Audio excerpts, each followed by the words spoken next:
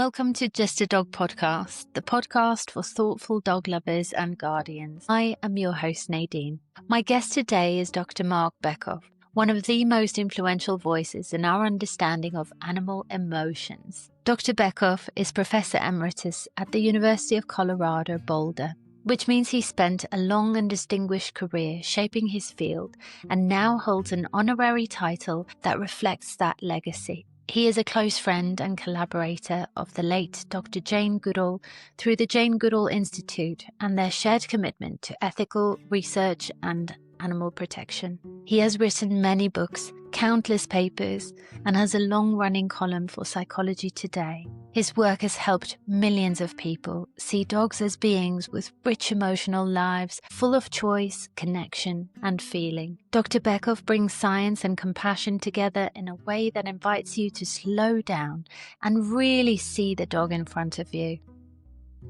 It was a privilege to speak with him. Here is my conversation with Dr. Marc Bekoff. Enjoy.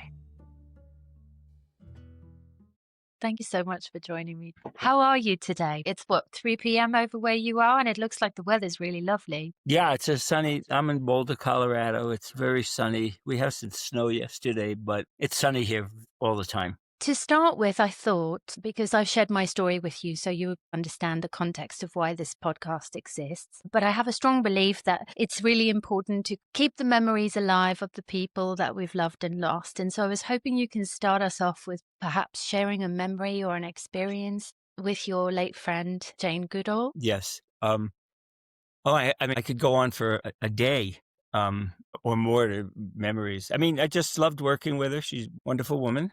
Great scientist, great friend, great colleague, very much interested in all aspects of animal behavior, and dogs were her favorite animal.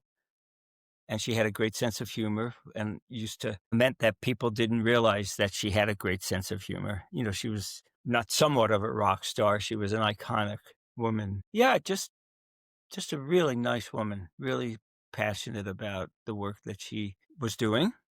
And we have a young kids book coming out in early 2027. Really? And what is the book going to be about? You worked on it together? Yeah. Oh, yeah. No, I really can't say much more. Yeah, okay. Yeah, we finished approving the text back in the summer, and it's in the illustration stage. And the day before she passed away, I sent her some of the mock-up illustrations, but she never got to see them. But yeah, it'll be out in beginning of 2027. It takes a long time to do these children's books, to get the text right and the layout, and the illustrations take forever. I mean, they just. So I hear. But it's great. I'm thrilled to have that last, if you will, attachment to that legacy. Yeah. I'm sorry for your loss, first and foremost. And Dr. Jane Goodall obviously has left an incredible impact, and as you say, is quite the icon, but she's left a lasting footprint on the world. Mm-hmm. I was wondering, what is her legacy for you? Not for the world, but her footprint on your life personally. I think Roots and Shoots, it started out as a young kids program in 1992, but it expanded immediately, taught for 16 years in the correction system, Boulder County Jail.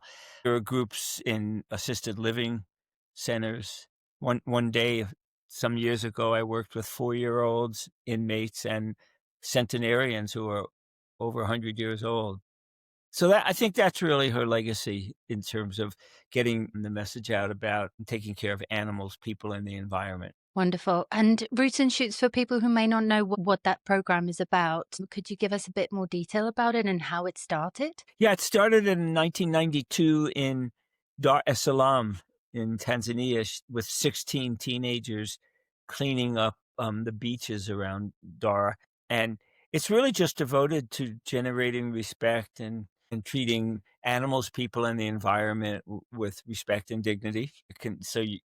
Groups focus on non-humans, some groups focus on humans, and some focus on just, environments, different habitats. And when you work on one, in some situations, you're working on all. You really are. And really when it started, and then she was doing research in Gombe where God, they've been there 65 years this year. She formed a group called Tukare that focused on the women there so that the women could actually secure bank loans. So she was very much also into empowering women in terms of not only science, but just in life in general. Yeah, that's incredible. I only recently learned that Dr. Jane Goodall, when she was invited to study at Cambridge University, she was one of the very few women who were there. So it makes sense that she would pay it forward, or pay it back, and support or elevate other women in the sciences or in general, really. Going back to dogs, I'm so curious how you started your career. You were born in Brooklyn, and then I think you went on to study or work in Missouri, and then from Missouri you went to Colorado. But I would love to kind of understand where dogs fit in within that. Did you grow up with dogs? No, my career really started when I was about 2 years old living in Brooklyn. I would talk to all the animals, and there were a lot of animals, dogs and cats and birds and mice and ants, a lot of different insects. And I always would talk to them, and my parents allowed me to do so. And I wrote a book called Minding Animals that came out in 2002. And the phrase minding animals came from talking with my folks that I minded the animals. I attributed minds and feelings to them, and I minded them because I was taking care of them. And they were, I always was wondering what the dogs or cats or insects or different birds were thinking and feeling. And biology really requires just a lot of patience and detailed observation. I mean, today there's so many studies that are just so quick. They think in a year or two, everything there is about an animal. And Jane's work going into the 65th year or 66th year shows that that's not true. So that's where I really developed just I shouldn't say the ability, but the desire maybe, and the ability to just watch animals in detail. Just watch them. Just no pen, no paper, no nothing. Just watch them. And one of Jane's major contributions among the many was that after she studied the chimpanzees at Gombe for a few years, she named them all, and she assigned distinct and unique personalities, which you didn't do in science back then. So when she went back to Cambridge, there was a woman with no college degree getting her PhD with Louis Leakey, talking about Feigen and Flo and Fluent and David Graybeard, et cetera. And they just said, we don't name animals, and we surely don't describe, or assign different personalities to them. And, she didn't say it so directly, but really her work shows that she did. So that was really a powerful influence on me too.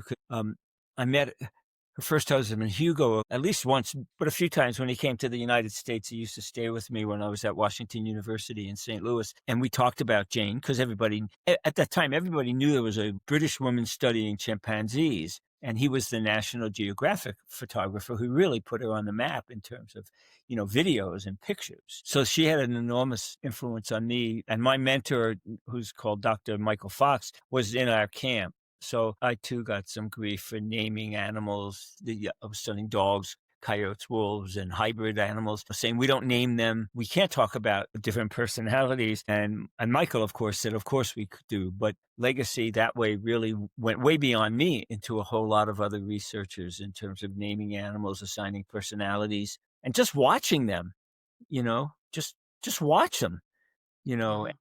The field of ethology was written off as being non-scientific because we weren't, torturing animals in a lab, or we weren't doing manipulations that had absolutely nothing to do with their evolved lives. But we survived. I was wondering, in the field of science, how important is it, self-exploration? Because I have this belief that people can only meet us at the depths that they have explored within themselves. Oh, I And see. so when it comes to answering and asking questions within science, how important is that? I don't know. It's a good idea. It's an interesting question. I never really thought about it.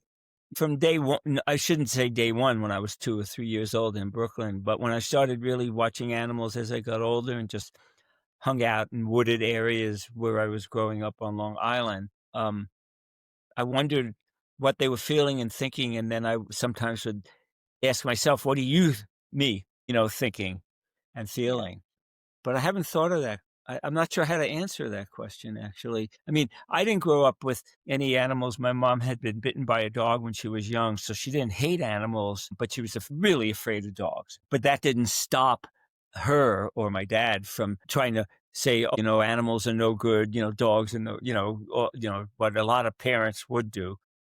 They just Mhm. accepted, what I wanted to do and were very permissive about it. And my mom was really, an empath, if you will. And my father was really one of the most optimistic people I've ever met. And so I feel like if I say I inherited it, it may be somewhat genetic, but I acquired those attitudes, and I would talk to them about, I could feel the emotions of the animals and the people. I could actually feel them. And that's why as I going down years later, when I started studying animal emotions and talking about personalities and named individuals and sentience, I could feel what the animals were feeling, and I can feel what they were feeling when I was writing about them or talking about them. And, people would say, oh, you don't really know that. And my answer really was, yeah, I do know it.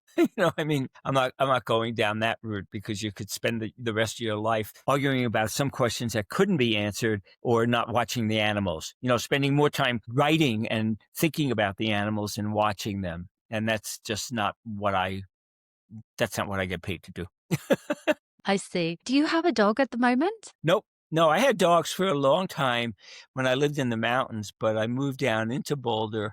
I have a lot of dogs in my life. I always have. And for writing a lot of books, I spent a lot of time and still go to dog parks around Boulder where I have, it could be 100 dogs in the morning running freely. But I just didn't want to have a dog who had to be walked and had to be leashed, or, have a collar around them. Because when I lived in the mountains just outside of Boulder, they could run free. I had a large outdoor enclosure, so when I wasn't home, they couldn't run free.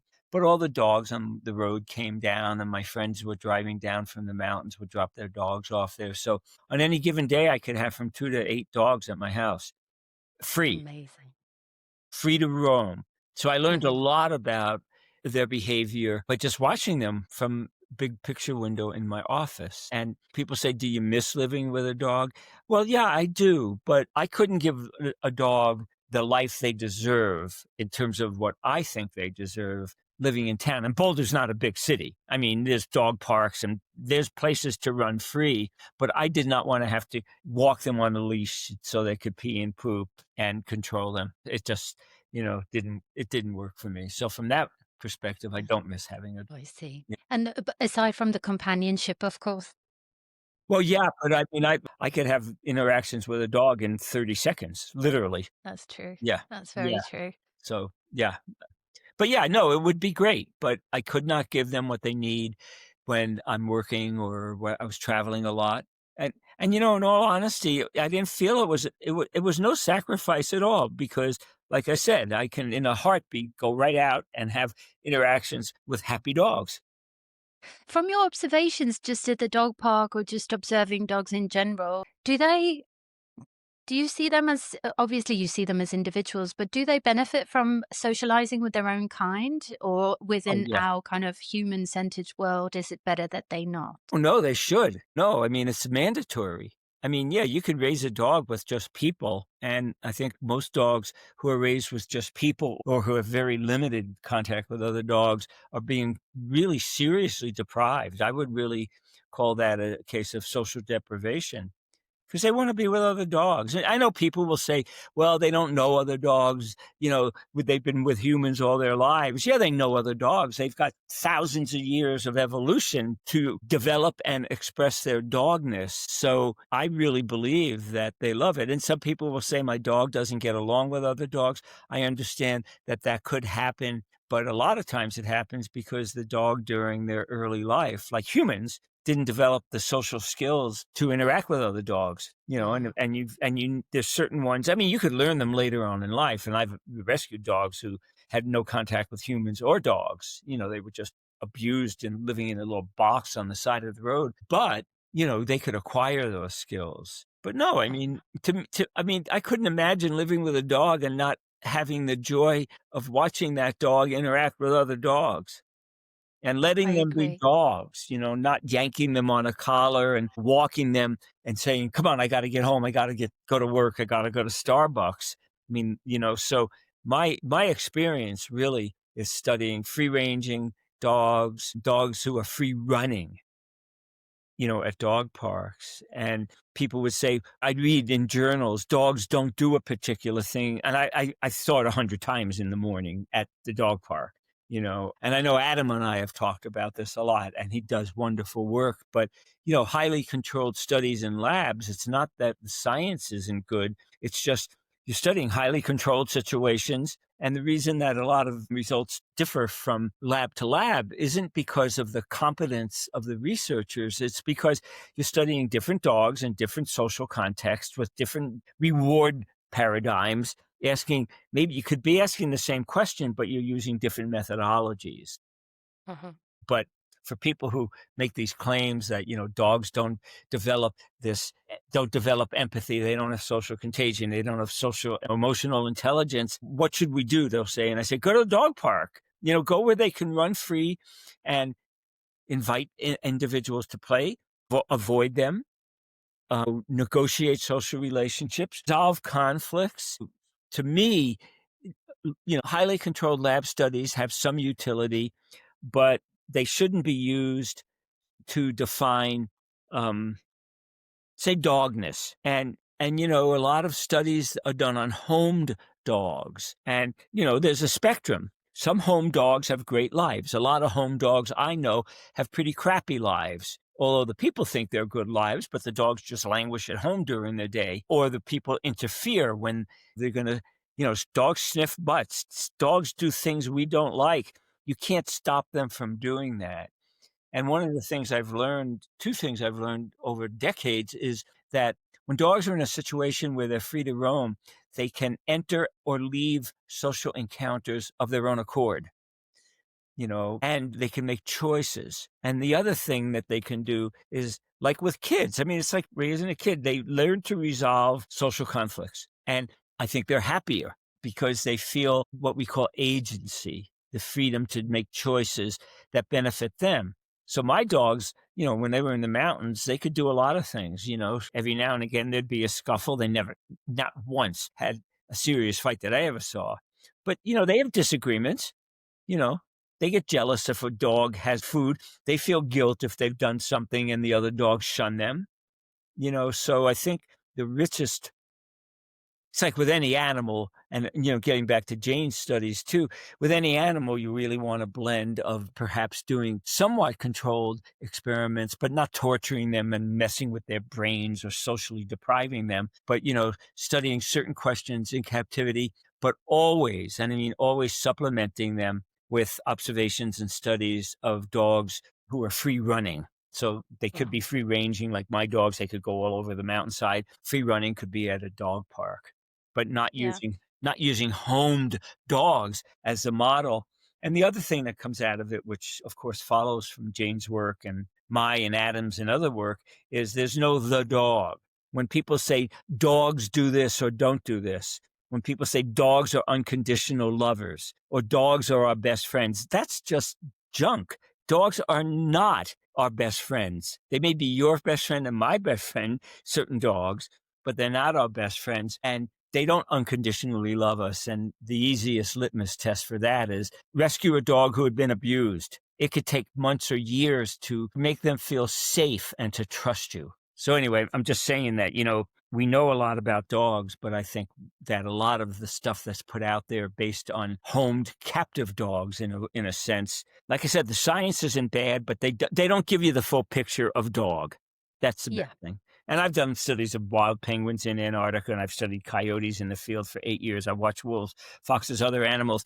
And I can tell you that they do things that people are shocked about because they're allowed to. They have the agency. Yeah. They have the agency to be what they are. Yeah. It makes perfect sense, really, because it feels in many ways like a lot of the way that dogs live these days feel to me very unnatural. Mm-hmm. I have a rescue dog. Mm-hmm. I'm a first-time fosterer, and She's been with me. It's a Spanish galgo or galga. She's been with me for about 4 months now, and it's taken a long, long time for her to kind of decompress. Yeah. And she's now in a kind of more relaxed state. I can tell that her nervous system has relaxed a lot more. Mm-hmm. But I can't help but wonder how bored she must be compared to the life that she had before. Although it was maybe suboptimal from a care and a love perspective, she was still very much within a group of her own kind with a purpose, hunting. Mm-hmm.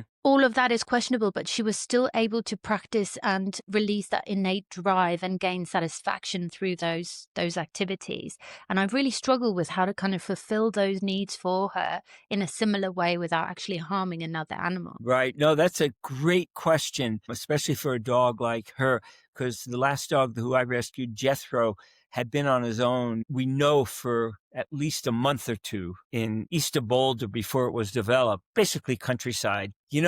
I don't know how to answer that, but your sensitivity to it is what's really important. So it could be developing situations where, what is it, a male or female? A female, 8 years old. Okay, where she could exhibit those desires. Every now and again, there's going to be a scuffle. I mean, Jethro made it on his own, eating and he was a marshmallow. He loved all animals, and I think a lot of it had to do when he was young. He met raccoons and he met cats, just roaming freely east of Boulder. But you could probably create situations where, if you didn't think she was going to launch on them and rip their throat out, and I really don't mean that lightly. No, she would. She would. She might. So I think it would take some real teaching to control that. Or, some people might get upset with it. But, if you could walk her on a lead with just a user-friendly muzzle so she can sniff, and so the reason I say on a lead is because dogs with muzzles know that they cannot respond if some other animal, could be, say, a dog at a dog park, would attack them. But I think it's your sensitivity to that would drive you to just try to figure out the question is, how could you give her the best life given where she came from and how you live? And I think that's a fair question. I don't know you, but just listening to you, I'm sure you're trying to give her the best life possible, and you're sensitive to her needs and her wants. So it's up to you to figure it out. She'll tell you what she likes and doesn't like. Oh, yes, she does. Yes, she does. And she may be very happy. Like one of my dogs, I don't know. We never knew her background. She was very picky in terms of who she would allow into her life. And there was far fewer dogs than others with whom she could have had developed a relationship. So she just chose. So when I lived in the mountains, a dog would come down. I know instantaneously how she felt. She wasn't going to attack the dog. I mean, there was no doubt, but she wouldn't approach the dog. She wouldn't sniff it. She'd avoid them. They'd come close and things like that. So I would have to tell a neighbor, no, you can't have your dog come down here when my dog is outside. It worked out great. But a lot of people wouldn't be sensitive to it, and they'd say, oh, come on, it's okay. And the bubble above the dog's head is saying, no, it's not okay. Listen, that's another area, consent. I don't agree with you. I don't consent with your choice to force me to interact with another dog. I don't want to. Yeah. And I've met dogs who are highly social, who are really picky. Humans would say, but she's deprived. And I'm saying, let her tell you how she feels, Exactly. So, no, I think your question, it's hard with an older dog who's had a history of, just living. I don't want to say a bad history, just a lifestyle. When I moved down from living decades in the mountains, getting used to living in Boulder, it wasn't aversive, but there were things I could not do living in Boulder that I did in the mountains. So you adapt. Yes, you adapt. I think for the dog, for Duna especially, I think she first had to learn that she was safe because going from one country to another, Yep. she had no idea what was going on, And I think we have a really strong bond now. Even when I have a dog sitter come over, she'll be on my bed for the entire day pretty much until I get back home. That's how I feel my dogs were. But the two words I always stress, there's others, is safety and trust. She has to feel safe and she has to trust. Part of that trust is that you have her best interests in mind. But dogs know that. I mean, people will say, nah, they don't have that emotional intelligence. I always say, you know, if you don't think that dogs have emotional intelligence, I'm glad I'm not your dog. Yes. Because so many people still look at dogs as machines. They'll say they don't, but if you look at the way in which they interact with them and care for them and leave them or place them in situations that the dog is telling you they clearly don't want, then they do not accept the fact that dogs are highly socially intelligent and Yes. emotionally intelligent. Yeah.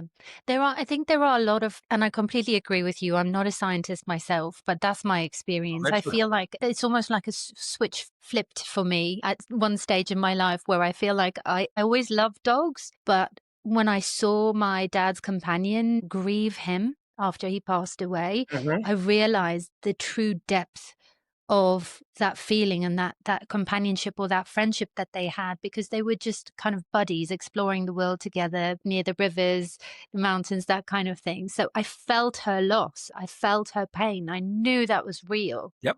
That's critical. Like I was saying, I mean, it never dawned on me that dogs weren't bright and sentient emotional beings and conscious. Some people, thank goodness, just fewer, but every now and again, we really don't know if dogs and other non-humans are sentient or conscious. What do you think? And I think that's the dumbest thing I've ever heard in my life. I do. Sorry. It's fine that some people write books about that, but I'm not going to read them. Go to a dog park, watch your dog, even if you don't have the luxury of a dog park and you let your home dog go out and meet other dogs. If you return with that conclusion, then I would either hope you gave the dog up, which would be bad for the dog, or you read some material on, say, the emotional lives of dogs. I mean, Yeah. yeah. So What do you wish more people knew about the emotional lives of dogs? I think the way that they communicate their emotions, for example, I know that's quite a broad question, but in every kind of day to day, how can humans expand their vision or ability to truly see the individual in front of them? yeah, it's a great question. Just watch them.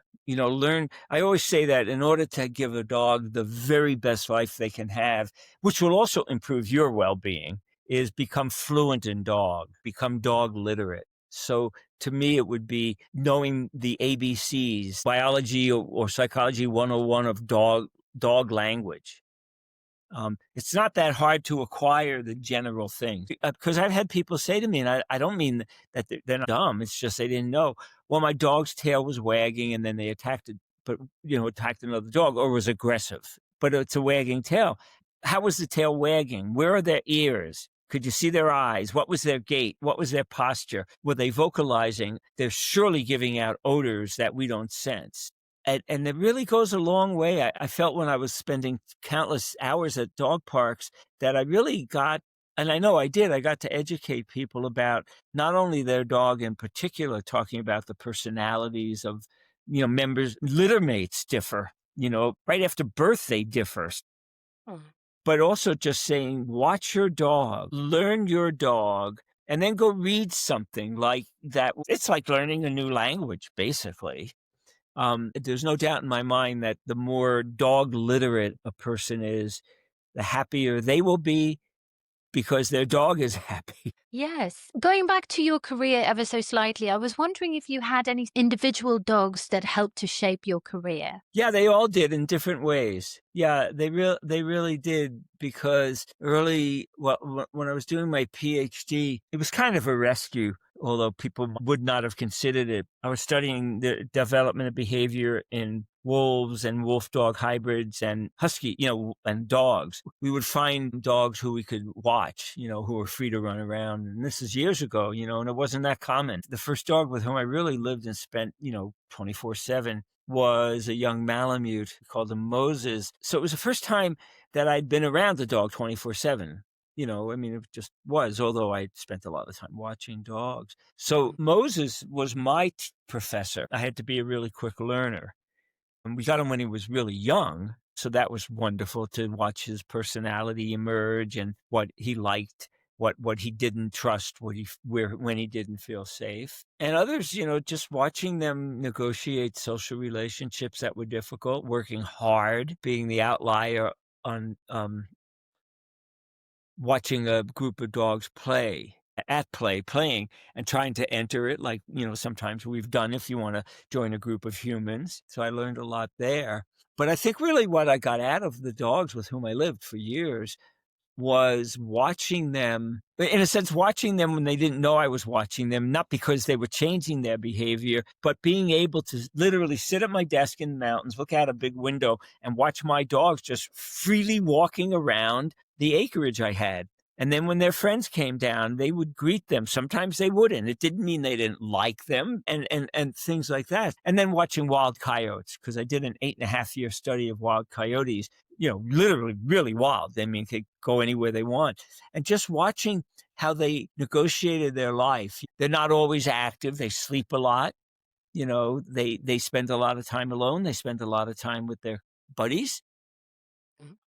But then realizing that, and wolves as well, so if their wild relatives live in a certain way, it could be very natural for a dog to live in that way, just allowing them, giving them the agency to make choices. And if I wanted them to do something, then getting them to consent as much as they could. And there were situations in the mountains where there could be a cougar or a bear around. So they probably knew the cougar or the bear around was before I was, but they didn't take any pains to avoid them for whatever reason, probably because they knew they were safe. And I'm the dumb canid, if you will, saying, look, you're a two-legged canid. We know we're okay.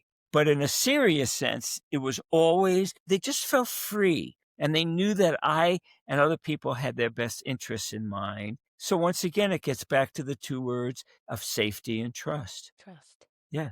And it doesn't, like you're seeing, it doesn't necessarily come overnight. No, of course. And it makes perfect sense because from a human lens as well, with other humans, you don't Yes. just trust a stranger straight away. I'm Right. not saying that dogs are like humans, but it's easy to sometimes take for granted how much we expect from dogs to adapt at a speed that's even unnatural for ourselves. Yep. Absolutely. They're reading other dogs and people and other animals like we may be reading other dogs, where you Yeah. really feel close to somebody really rapidly, or you don't, and you're not sitting down and, analyzing your brain, but there might be a reason. And, over time, it either works or it doesn't in terms of, whatever degree of friendship and relationship you want. But we're doing that constantly. Dogs are doing it constantly, but they hear things and smell things we don't in other humans. I mean, people say we do, but we don't know that. And that might be possible. So I might meet you in person and make an assessment, but it could be the wrong assessment because I'm not combining the stimuli properly. Yeah. Or meaningfully in a species typical way. Right. Right. But we're doing it all the time of watching and probably getting some odors we're not even aware of or little sounds. Oh, dogs are doing that all the time. There's no doubt about it. Yes. Yeah. 100%. I Yeah. find it so fascinating, and I don't know if this is an area of study of yours, but when I walk Duna 2, 3 times a day, very rarely, but when she does, she'll sniff every meter. And obviously there's like a patch of wee and she'll sniff that and then she'll wee over it. And I always think it's like this kind of way of communicating, and I wonder what they're telling each other. Other than the basics of I'm a female, I'm old, I'm young, what's the subtext there? Well, they produce glandular secretions that could tell mood, Mood as well. reproductive status, whether they're stressed, it could be, there are stress pheromones in urine, or there might be urine on their coat. Dogs have an anal gland like all wild canids that can explode sometimes, and could be due to stress. So it's a good question. And when I ask myself that,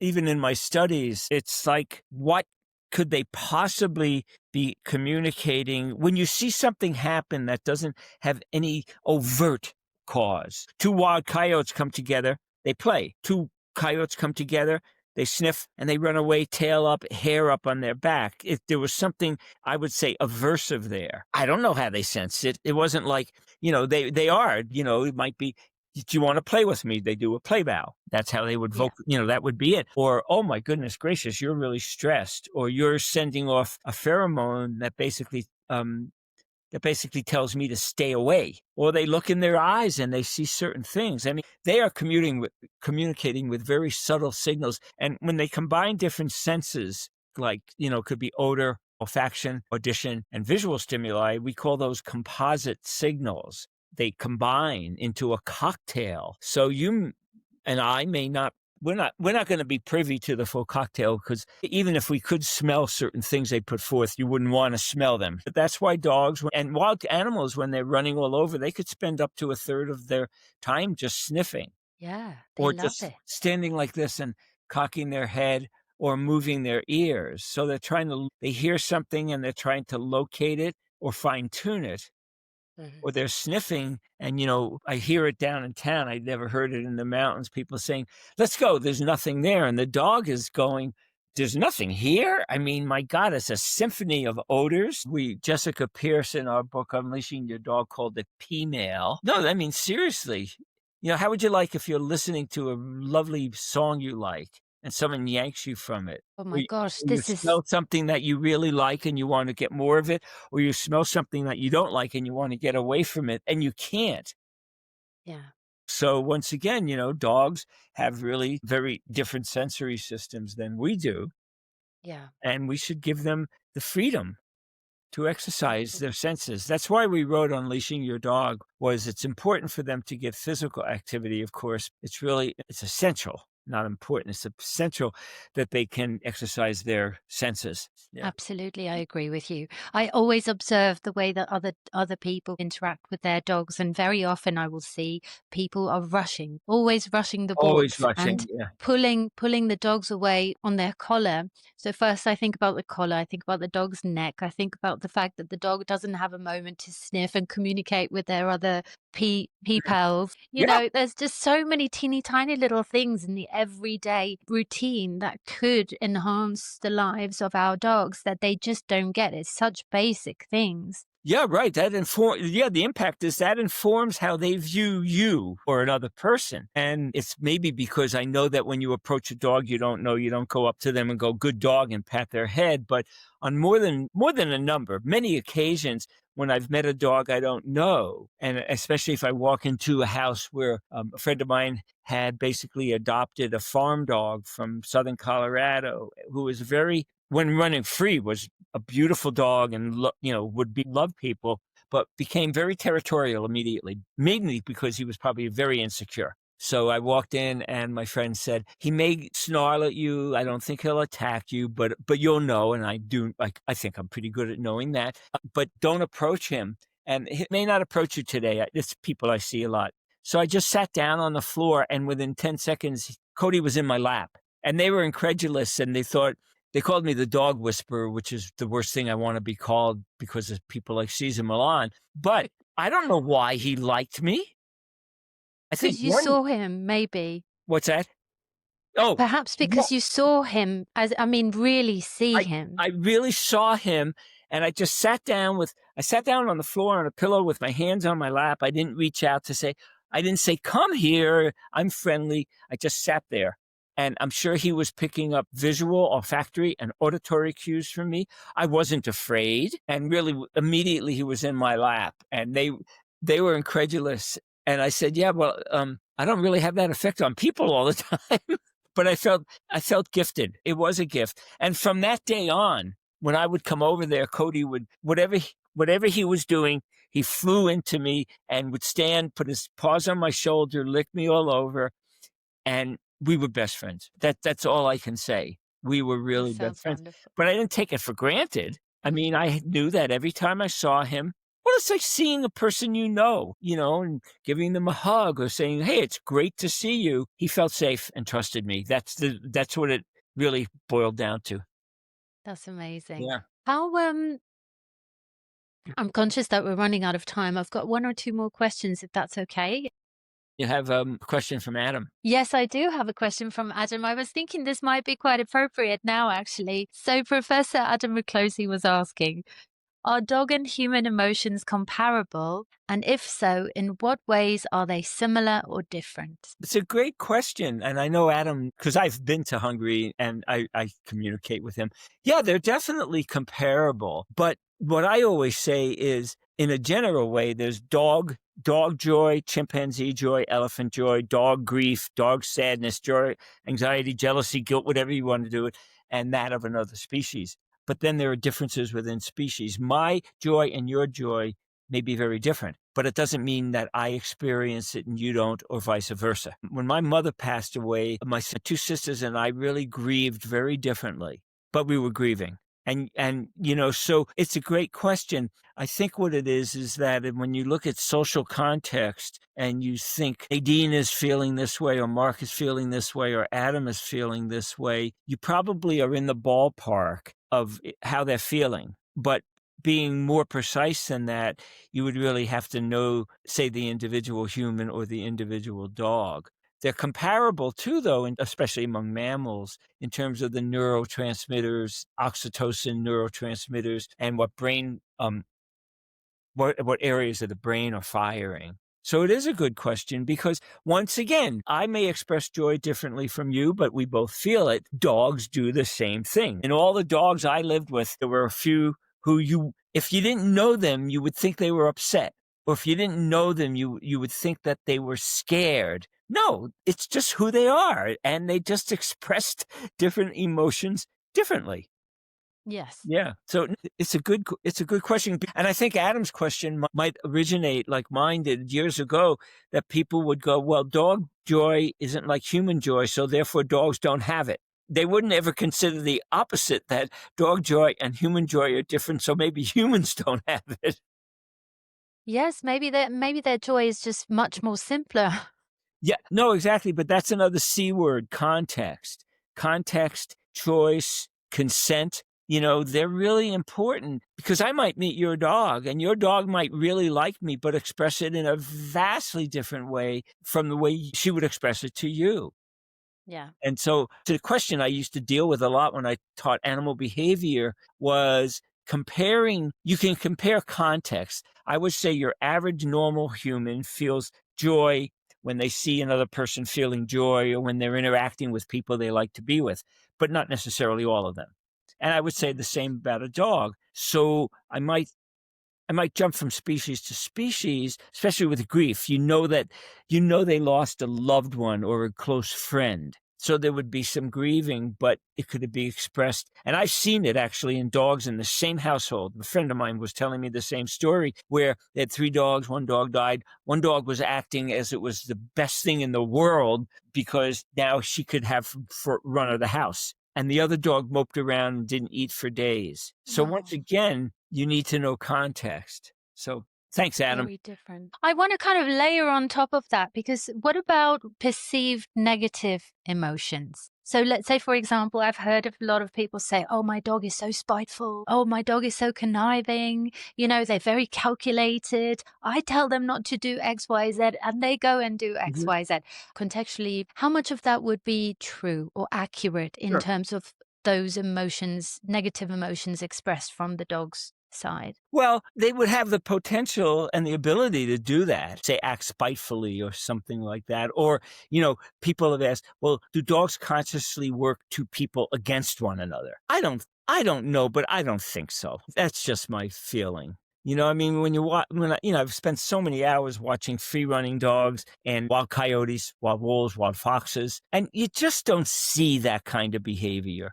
I'm not going to say they don't have the mental capacity, emotional capacity to do it, cognitive capacity, but I don't think so. And, I think a lot of it is projection. And some of the people who I know, I've known some people who say, my dog just does something to piss me off. I don't think that's what's happening. In one case, I feel what's happening is your dog is telling you they're not getting the love and attention they need, but they're not ripping your sock up because they're upset with you. I think they're ripping your sock up or undoing your bedding when you're not there, as to say they're frustrated. There's something you might do the same. You might just move something around or do something. I think they're trying to send a very important message is they're not content with their life and they want you to give them more attention. So it could be attention getting, but not in terms of a spite in the way we might define it. Yeah. Right. So more communication and less manipulation. Exactly. It comes down to context once again. Yeah. And people, Okay. well, that's too hard to determine. Then don't have a dog. I mean, if you're going to, there was a guy at a dog park who said, this is just BS. I just want a dog. And I said, well, it's not BS. Your dog is a living sentient being who is dependent on you. You're their oxygen. You're their lifeline. And what happened was, and he was a really nice guy. I ran into him. He said, I gave my dog to a family who could give him the best life. I visit him and he is so much happier with them than me. What do you think? And I wanted to hug him because I said, thank you for being so aware that you could not give that dog the life that you deemed they wanted. It made me feel really good about it. So yeah, we project those negative things. I just think people have to be really careful. Yeah. 100%, I agree. Someone made a claim recently, which I found really interesting. They were saying that dogs don't know the difference between right and wrong. They only know the difference between safe and unsafe. Oh, that's just, I mean, I wrote a book called Wild Justice. I mean, hello. No. They know right and wrong. No. They do. Dogs will push the envelope. Why wouldn't they? What people forget is when you watch wild social animals, I'm just going to say mammals, carnivores, yeah, they'll push the envelope. Joe may want to get food from Harry, or he may want to play with Harry, and Harry wants nothing to do with it. So they may sneak around and do things. I've seen behavior like that in wild penguins, but it's not manipulative so much. It's just they want something, and they get the feeling that another penguin or another wolf or coyote, or could be penguins are birds, and they're going to push the envelope. How far could I push another dog while I'm playing, for example? And they'll get to a point where they just know that something they did is wrong, and they may not define it that way when the play stops, or they're unable to get another dog to play, and they'll change their behavior. So, to say dogs don't know, quote, right from quote wrong is, to me, just absurd. Yeah. Wonderful. Thank you for clarifying that. That's actually revolutionary for me, because I was really thinking, is that true? It's the internet. Internet's all the time. There's one more question for you. So I know that you are completely anti-aversive and balance training. Is that correct? I'm what? Anti-balance training. Yeah. I'm 100% force-free positive training. Yeah. So my question is around that. Why, when we have science and the science is clear, is it so hard for people to follow the science? It's a great question, Nadine. Positive force-free training works. I mean, there's studies that show that. It might be slower. It may be more tedious. The trainers with whom I talk will tell you that, So some of them will say, well, I'm seeing a dog who went through aversive training. For a period of time, the dog stopped doing what the human wanted them to stop doing, or started doing something the human wanted them to start doing. But the minute the punishment stopped, or the aversion, they just went back to doing it, or not doing it, depending on the case. It's like with people. Just watch, sometimes people interact. I'm not saying you as you, but I could get you to do something if I'm not nice to you, out of fear, out of stress. You may be living anxious like so many dogs do. So it just seems to me that it's just not you would hope you wouldn't treat a child that way, a human. So why treat a dog or any other animal that way? So the thing that's sticky is it's okay to say no. People say, well, you force-free train. I'm not a trainer, but you force-free trainers and you positive trainers, you don't say no. No, of course I say no. I mean, I would, and they do too, but it's not like no on a slap or no on a shock. It's amazing, because I was doing this before I knew much about training, and I'm not a trainer. Years ago, a silent no, you can't do that. Or come here, divert their attention. Or when I lived in the mountains, there were times when I just had to say no if there was a bear or a mountain lion around. But I trained them to turn around when the dogs were running free, to look at me. And the minute my hand went in my right pocket where I had treats, they were there in a heartbeat. Because if there's a bear or a cougar or a fox or a coyote around and I yell, the dangerous animals are going to focus on the sound, So no. I mean, I, I just can't imagine somebody living with a dog and saying they love their dog and then mistreating them. And the other bumper sticker I have is when they tell me they love their dogs, I say, I'm glad you don't love me, because if you love me, I don't want you treating me that way. Yeah, so like you said before, joy looks different to different people. Maybe love looks different to different people. And I guess that like the tools they use and the methods and the philosophies is a reflection of their understanding of what that actually looks like, love or control or a lot of people I know who are, if you will, control freaks with humans, and they're lovely people, I really like them, are control freaks with dogs. They just are. And when people, I mean, I have really good friends who I think are a little too controlling for me. We get along because they know that, it's not a negative thing, but, don't tell me what to do. But yeah, you can tell your dog what to do, and you can throw your dog in a broom closet when you're away and they'll come out wagging their tail. But don't conflate that with love. I mean, don't conflate the fact that you punished your dog and you did something aversive and then they behave as if they're doing it because they want to or because they want to please you or love you. They're doing it because they know the only way they could feel safe is by doing what you want them to do, almost regardless of how you achieve that. So I'm just convinced that, it sounds kind of whatever, hippie-ish. The world needs more peace. The world needs more love. And dog human, as well as human other animal interactions, need a lot more positive type of reinforcement. Yeah, I do. yes. And I guess the challenge is to do that when it's the hardest to do it. Oh, yeah. Yeah. It's I mean, a lot of the work I did in corrections was hard, and I don't mean that in a light way, but yes, it sometimes, the safer thing to do is to just do something that you don't want to do. I shouldn't say the safer, but the best thing to do. But no, I think with dogs and other companion animals, get to know them as individuals, give them a good name, and then love them and spoil them, because they are so sensitive to our minute movements, just like that, or our changes in odor that we wouldn't sense, or the way we look, or the tone of our voice. And once again, when you combine those cues into a composite signal, they are reading us really well. And they may say, wait a minute, Nadine didn't behave that way. Or Mark, why is he doing this? I mean, these are the bubbles in their heads. And when people say no, just do some filming. I had people taking films with their iPhones at the dog park, and they send me them. I actually trained a bunch of, if you will, lay people, non-scientists, to be ethologists, citizen scientists. And not only did they love doing it, it bonded them to their dog.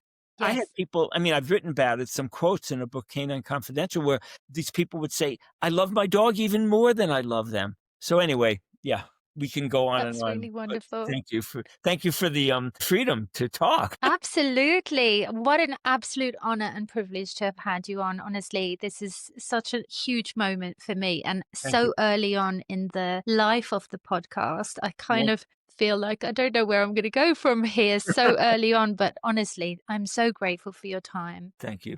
And your trust. Wonderful, Mark. So, Professor, Doctor? Mark, you are Professor Emeritus at the moment. Did I say that correct? Emeritus.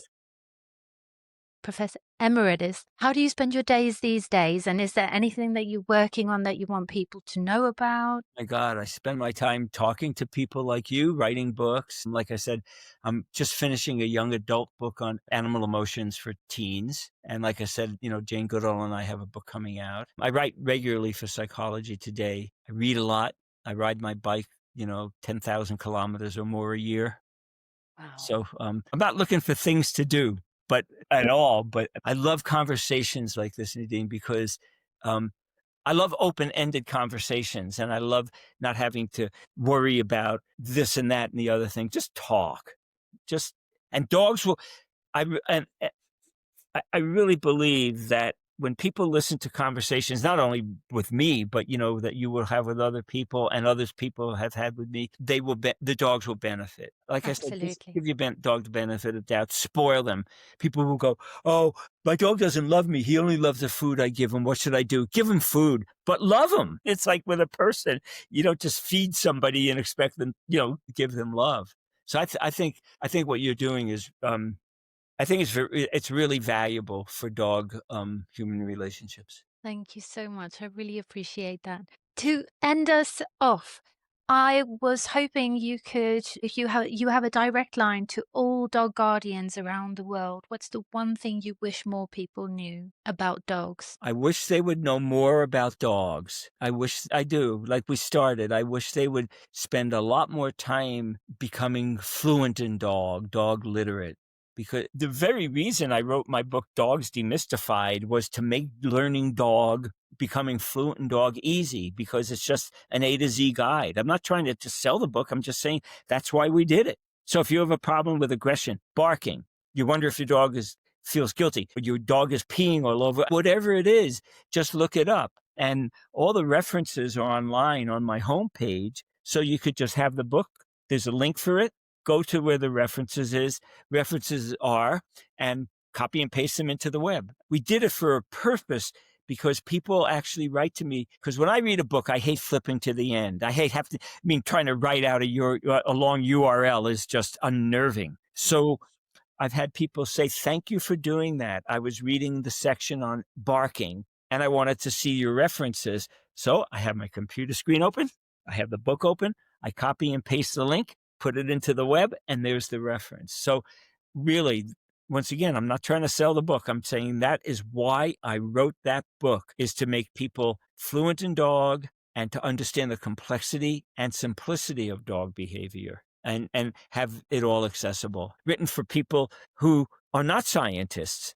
Scientists can just confuse the hell out of you really fast. I'm sure your interview with Adam was great. He is great making science accessible to, I would say, normal people. But Yes, he was. It was wonderful. no, no, I was able to talk to him, and I am not a scientist by yeah, any means. yeah. But really, that would be the one thing. You want to go live in another country, learn their language. And that's really the best analogy I can make. I can speak some languages better than others now. I haven't practiced in a while. But if I'm going to go live in another country, I'm going to learn their language. If I'm going to live with a dog, I'm going to learn dog. I understand that if you're just babysitting a dog for the weekend, you'll do the best you can. Or if you're just going to go on a holiday for 2 weeks, you may not want to learn the language. But living with a dog, to me, is like choosing to go live in another country. And at some point, you're going to have to learn that language and to learn dog. Absolutely. It improves the relationship and improves the way that you feel about yourself as well. I encourage anyone and everyone listening to this to go to marcbekoff.com, and you'll find the directory and books and papers and links and things there. So enjoy. There's a feast to gorge on. Marc, thank you so much for your time. I really appreciate it. Give love to your dog and give your dog a hug for me. I will do. I certainly will do. Thank you so much, Marc. Thank you so much. Have a good Have a evening. wonderful evening. Bye-bye. Bye. Bye.